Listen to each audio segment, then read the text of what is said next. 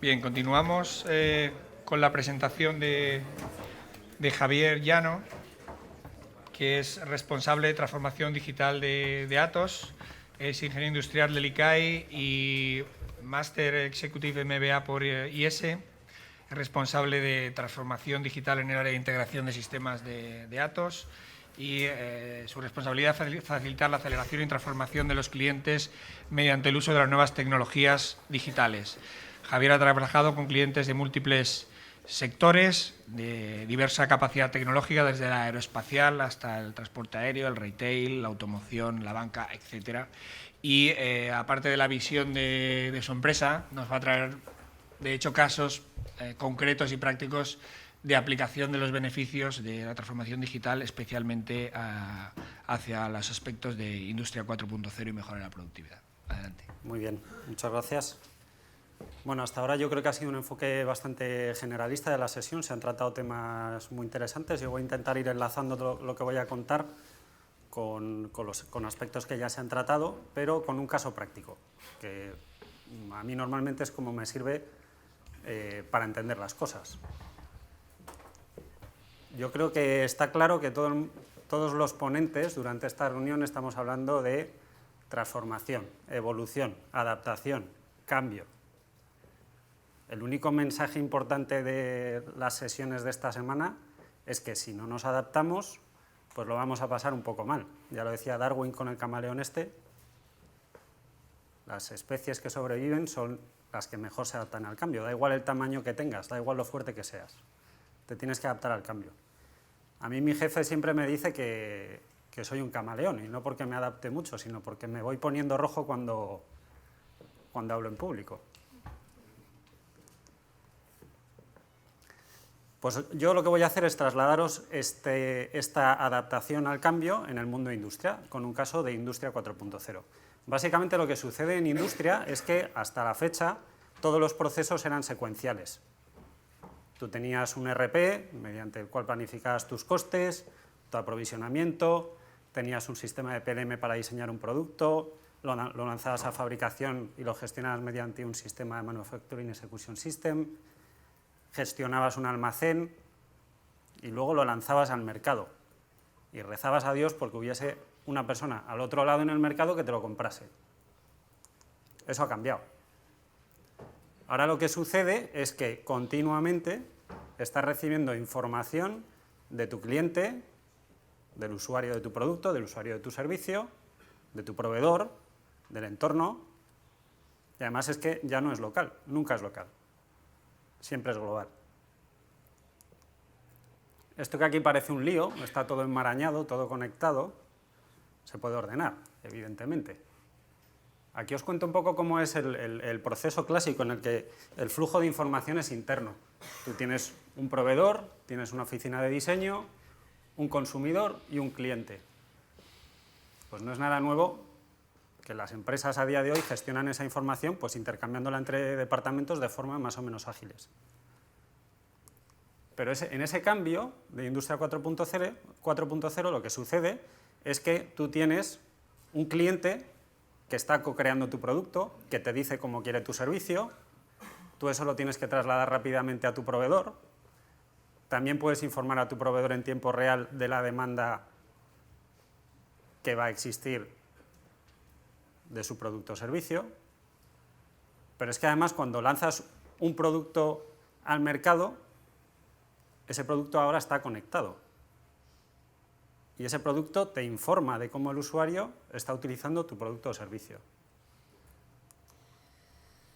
Pues bueno, yo os voy a comentar cómo todos estos conceptos llevamos 2 años y medio trabajando una serie de empresas que luego os comentaré para el sector aeronáutico.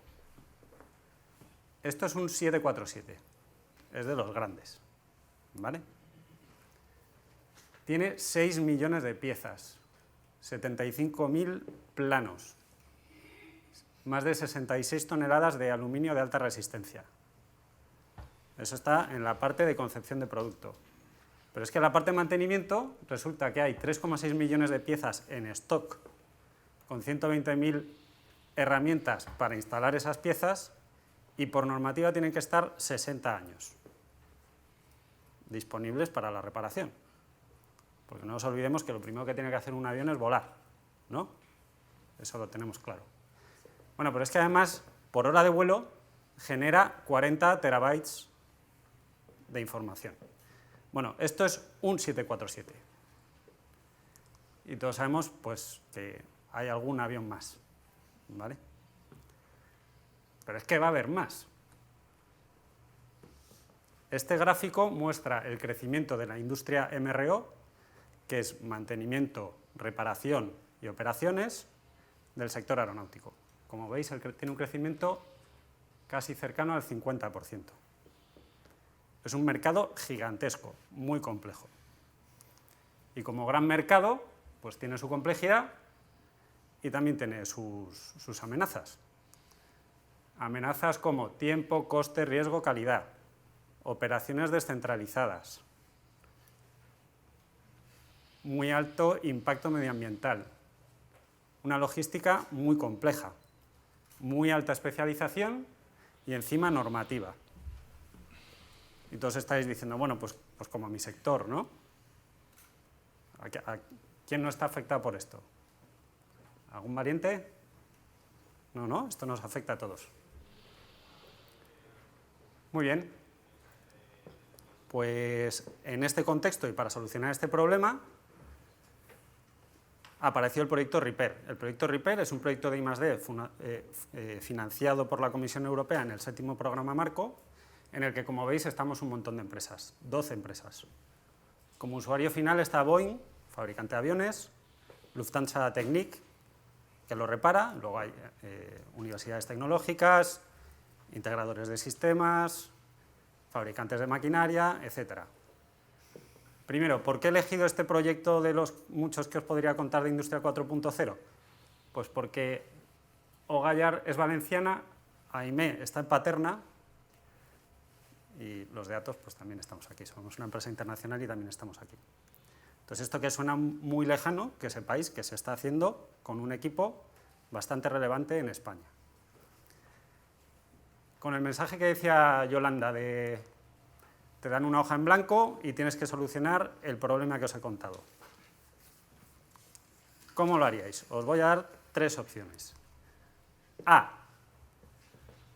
Pues estandarizo las piezas, las intercambio entre diferentes aviones y diferentes fabricantes y mejoro la planificación. B. Hago un sistema de mantenimiento predictivo que me diga en tiempo real las piezas que van a fallar. Eso lo enlazo con sensorización en tiempo real e imprimo las piezas en el aeropuerto cuando se vayan a romper. C. Comparto centros de reparación. Externalizo las operaciones y hago mejor predicción del stock con Big Data. ¿Quién vota la A? Nadie vota la A. ¿Quién vota la B? ¿Y la C? Y el resto se lo piensa, ¿no? Un mix, bueno, lo mejor sería un mix. La realidad es que la ganadora es la B. El proyecto consiste en 4 bloques. Un bloque de predicción, en el que se combinan diferentes tecnologías para hacer una predicción de fallo de piezas. Se envía la señal en tiempo real al aeropuerto de destino, donde hay un flujo de decisión que dice si la pieza se puede reparar o no, si hay que fabricarla de nuevo o si tienes que comprarla. En el caso de que se pueda reparar o fabricar con tecnologías de impresión 3D, se fabrica en el aeropuerto en el que va a llegar al avión y el aeropuerto óptimo para hacer la reparación. Todo eso, evidentemente, alimentado con la certificación que hay que cumplir. Este es el concepto. Esta slide, aviso, es densa, ¿vale? Quedaros solo con lo que cuento. Básicamente lo que hemos montado es un sistema de mantenimiento predictivo que combina diferentes tecnologías. Primero, datos, muchos datos, de muchas piezas, que esto ya se viene haciendo, esto no es nuevo. Pero lo combinamos con modelos físicos mediante simulación por elementos finitos de modelos digitales de cada una de las piezas. Evidentemente, esas simulaciones son simulaciones complejas. En muchos de los casos tenemos que utilizar supercomputación porque si no los modelos no convergen. Y a veces lo que hacemos es mezclarlo todo. Después lo que hacemos con esa información, que predice si una pieza se va a romper o no, lo metemos en un modelo de decisión. Un modelo de decisión que combina la configuración de esa pieza, material, maquinaria, atributos de la pieza, condiciones de contorno, y evaluamos en función de coste, tiempo, calidad y toda la documentación que hay que poner encima de la mesa si se repara o no. Entonces ya llegas a la parte del aeropuerto en el que están las impresoras 3D y se repara la pieza, se fabrica de nuevas o la compras. Si la compras vas por el canal estándar. No voy a entrar al detalle, pero en función del tipo de defecto se pueden combinar tecnologías de reconocimiento de la pieza con un escáner 3D. Hay componentes también de realidad aumentada, comparación con el modelo digital. Hay reparación de pieza unitaria, hay reparación de piezas en serie y hay fabricación de piezas nuevas. En función de cuál es la opción que es óptima, se utiliza una tecnología u otra. Luego normalmente requiere un postprocesado y luego entra en la parte de certificación. Tú no puedes fabricar cualquier pieza y subirla a un avión. Tienes que cumplir la normativa de aeronavegabilidad. Tienes que hacer ensayos, tienes que certificar el proceso y tienes que asegurar de que es repetible. Asusta, sí, ¿no? Bueno, pues llevamos 2 años y medio con este proyecto. Y evidentemente no todas las piezas son reparables con tecnología de impresión 3D. Aquí no estamos hablando de imprimir plástico, estamos hablando de imprimir aleaciones de titanio, aleaciones de aluminio, Inconel, materiales de muy alta resistencia. Los retos. Se estima que para las piezas reparables con esta tecnología se reduce en coste un 30%, en tiempo un 20%. No es ese multiplicador de 10, pero bueno, no está mal. Pero es que además devuelve la capacidad de generar esa reparación en Europa. Antes estaba a día de hoy está muy descentralizado. Reduce el desperdicio de material. ¿Por qué? Porque no requiere utillaje.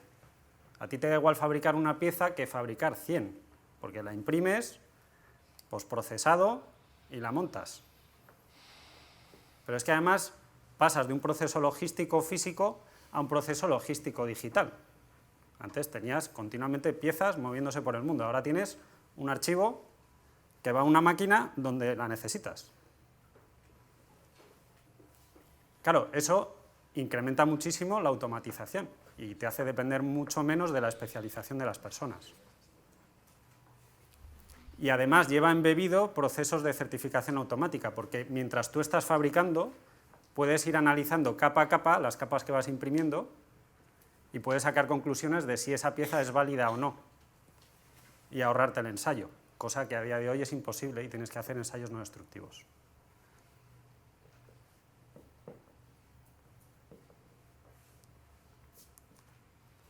Esta es vuestra cara.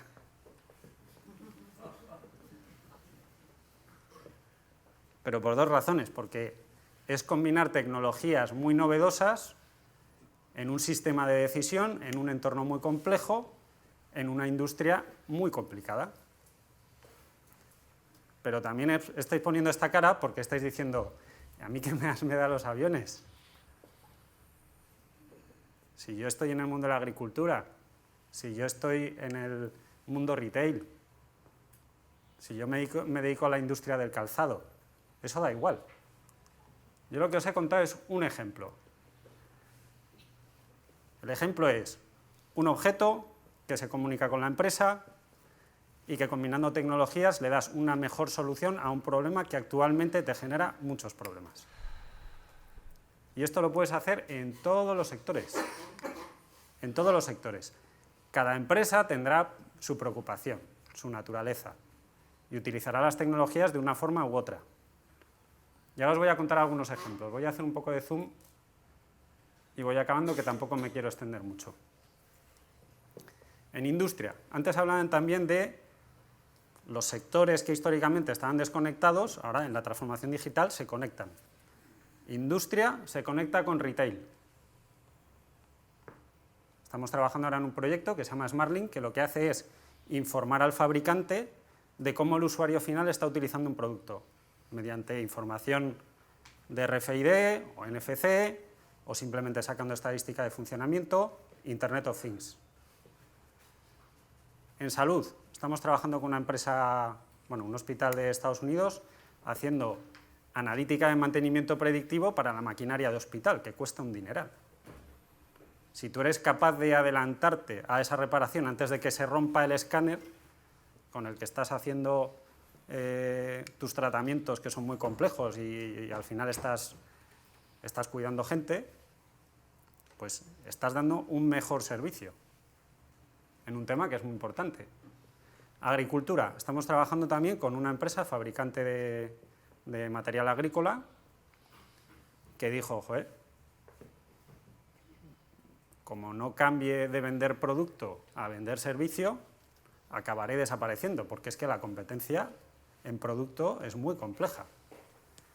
Entonces, lo que se está haciendo es sensorizar los tractores para hacer la captación de los datos del terreno y compartir a nivel local o a nivel nacional dónde hay unos mejores cultivos, con qué tipo de grano, se sacan estadísticas, se alimenta con modelos meteorológicos, estás dando un servicio y partes de un producto.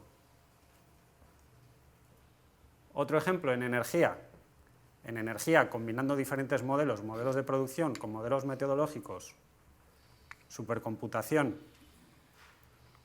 Entonces, ahora metes una coctelera, tú le puedes...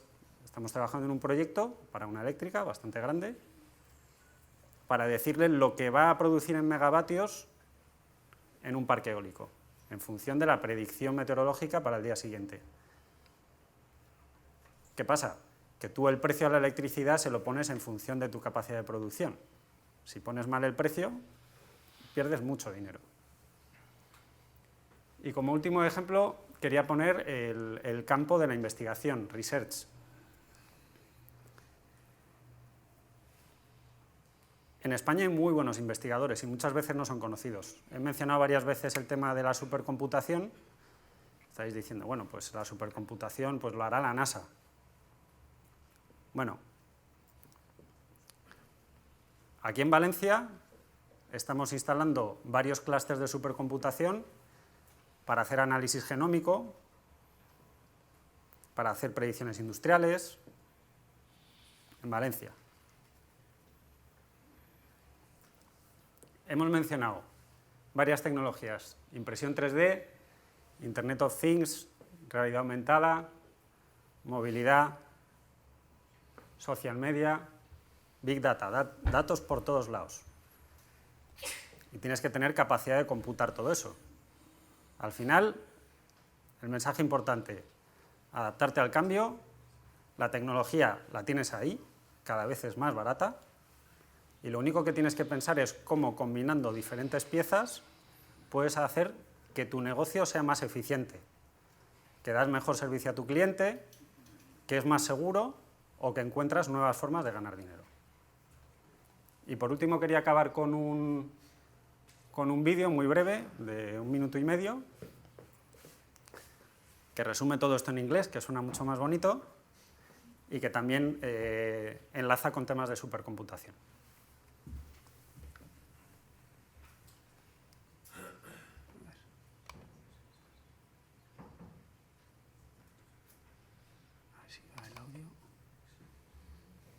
It's time. Yes, it's time. It's time to benefit from all the progress of research and innovation. It's time to anticipate climate changes on a global scale, to design cleaner engines, to control epidemics, imagine smart cities, and care for an aging population, to develop new energy sources, to innovate without limits. It's time to be more precise, more powerful, more competitive and faster than ever. It's time to make it possible to capture, store, compute, analyze, and visualize massive data sets as fast as possible. It's time to leverage the synergy between extreme computing and extreme data. Time to reap the benefits of the result of a vast cooperation between European labs and of the long-standing experience built up by Bull's HPC teams. Time to perform more than 1 billion operations per second. Time to outsmart the human brain. Time to see things bigger than ever thanks to the exascale systems. It's time for a new era. The era of a new generation of supercomputers by Bull Atos Technologies. Bull Sequana. Live innovation to the fullest.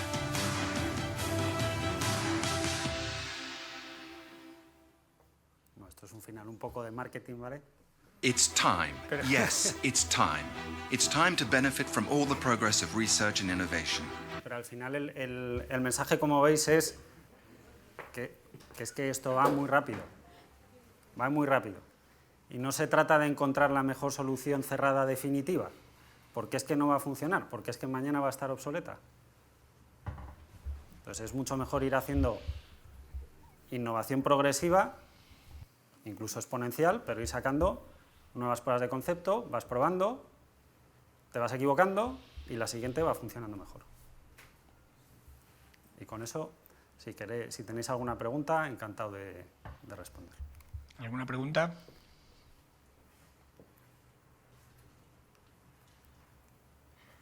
Muy bien, pues muchas gracias, Javier, por tu exposición.